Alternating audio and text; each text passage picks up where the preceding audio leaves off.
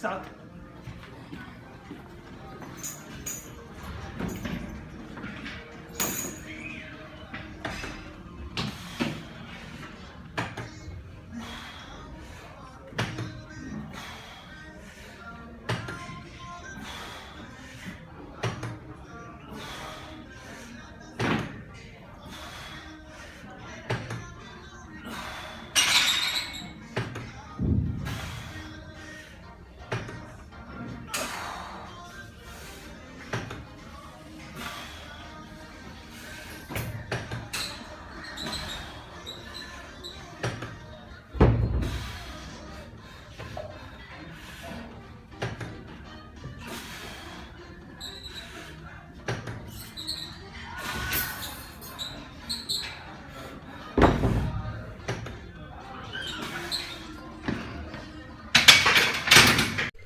The squat, the king of exercises.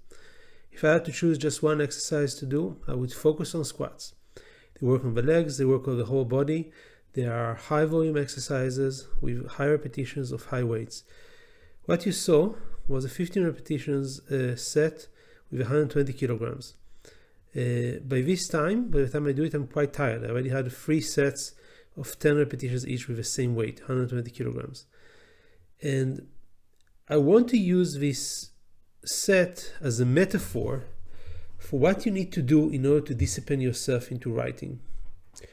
Now, I do this set every week or two, and I've almost never failed to conclude it once I've started.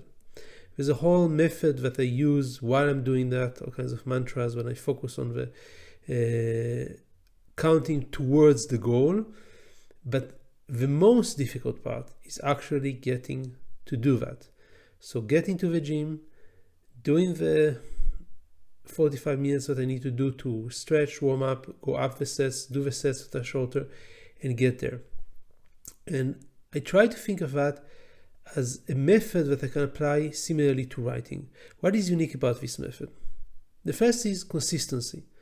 I try to squat with the same shirt. It's a shirt that is slightly tighter, that makes it a bit easier to hold the weight, but it's also a way for me to commit to squatting. I would wear it when I go to sleep the day before and wake with that, and then in the afternoon when I go to train, the shirt is already ready for me to use the exercise.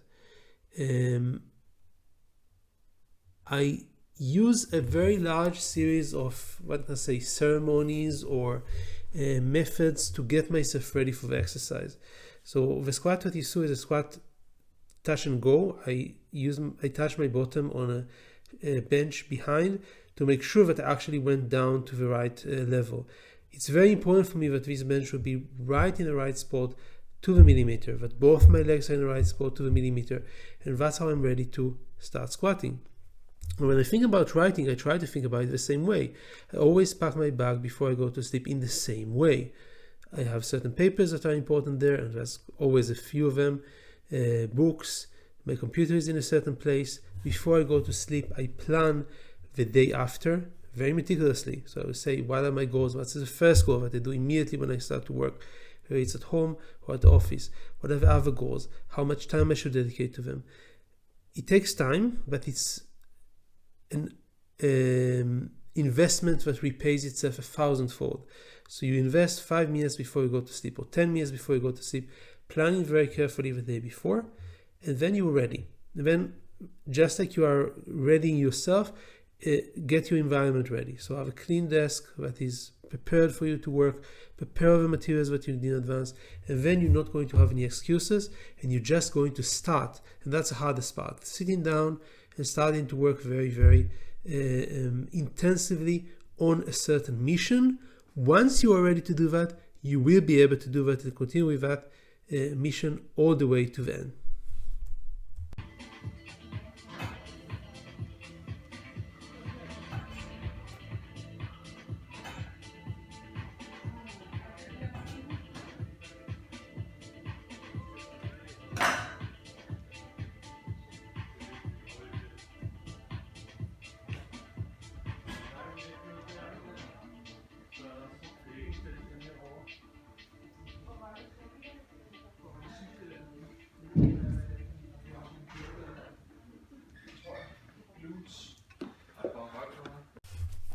This set of 10 and a half pull-ups is not something I'm very proud of, but I use it to make a point.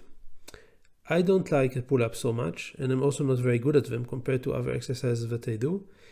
I usually do them when I'm already very tired. So I usually have an exercise routine where I would do deadlift or squat, and afterwards I would do the bench press, and afterwards I would go to start to do the pull-ups and a series of other exercises. From the calisthenics exercises, the exercises that require body weight or small weights, I think that pull-ups is one that I dislike the most, and that's the reason I start with it. I start with this exercise usually after I finish the high volume lifts. I would go and first thing I would do is I would do as many pull-ups as I can in one set, and afterwards I would do multiple sets of pull-ups and several other exercises that I combine. And I thought about this as a metaphor for a technique that I use also in writing. Many times, especially as a busy academic, you have many writing tasks at the same time. And the question is what to do first. You can say you do the first and most urgent one, and that makes sense.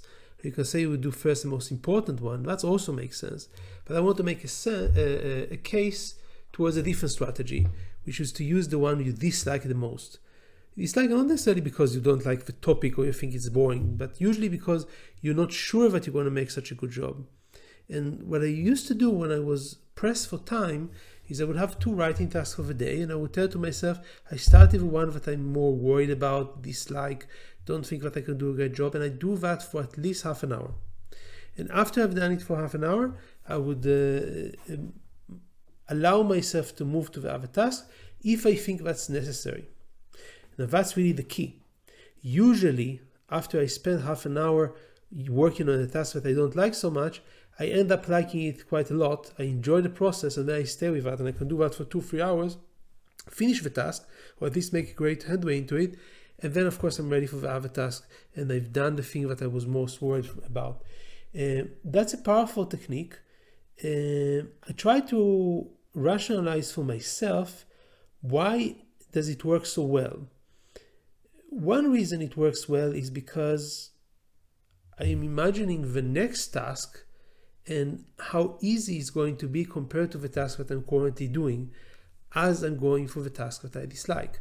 Just like sometimes in the gym when things get very hard, I think about the next set that I'm going to do and how easy it is going to be in comparison to what I'm doing now. The same thing goes with writing papers.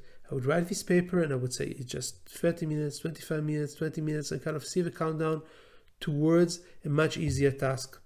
And somehow in my subconscious, I get comforted because of that. And I keep writing. And then usually what happens is the task becomes easier as we go along. And then I can just stay with that and continue with it to the end.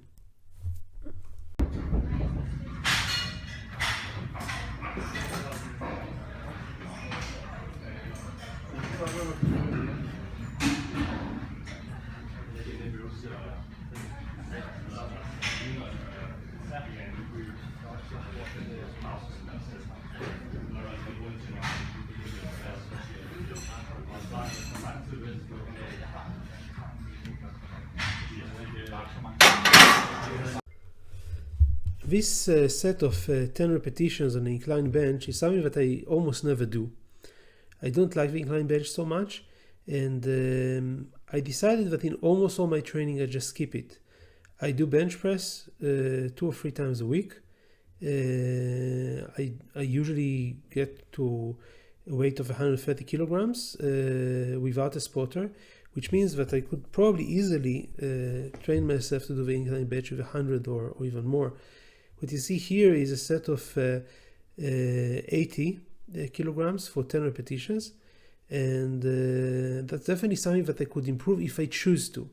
The issue is that I choose not to, and that's exactly the reason I use this exercise as a metaphor. When you organize your tasks, you can decide that certain tasks are not important enough to invest timing, or are important enough only as a hobby, only as a side issue. As a multilingual, you eventually would have to do that. You have to decide what is important for you. You have to decide languages that you just stop learning at a certain point. You have to decide that there are subjects that you stop learning at a certain point. You have to focus. I always think of focus in two ways. There's micro level focus, which is avoiding distractions, using all the routines that I mentioned, and I will mention many more, to get you ready to work effectively on a certain issue. And there's also macro level focus.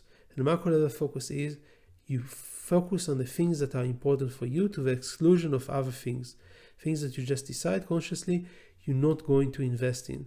And for me, that's incline bench. I know that I get enough of what I need from a bench press, and then only if I have the time and only if I want to, I do it. And I know it's going to be a very low weight, and it's going to be a shorter sets, and maybe my technique will not be perfect, but it's not something that I care about, and therefore I'm not going to invest the time in it. So be very honest with yourself about your goals. Write them up. Write yourself a series of tasks for this month, this week, for tomorrow, and then write lists about the year or the next year. I usually do it in sessions of 3 years, where I write to myself 3 years that these are my core objectives, the things I'm going to focus on, and then you really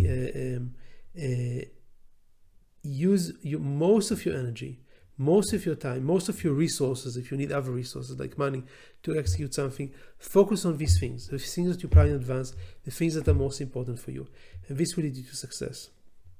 My name is Shai Dotan. I'm an associate professor of international public law at the University of Copenhagen Faculty of Law. The purpose of these lectures is to teach you how to improve your English as a multilingual, and they can serve as a source of motivation or maybe guidance for other endeavors in terms of learning generally. Thank you.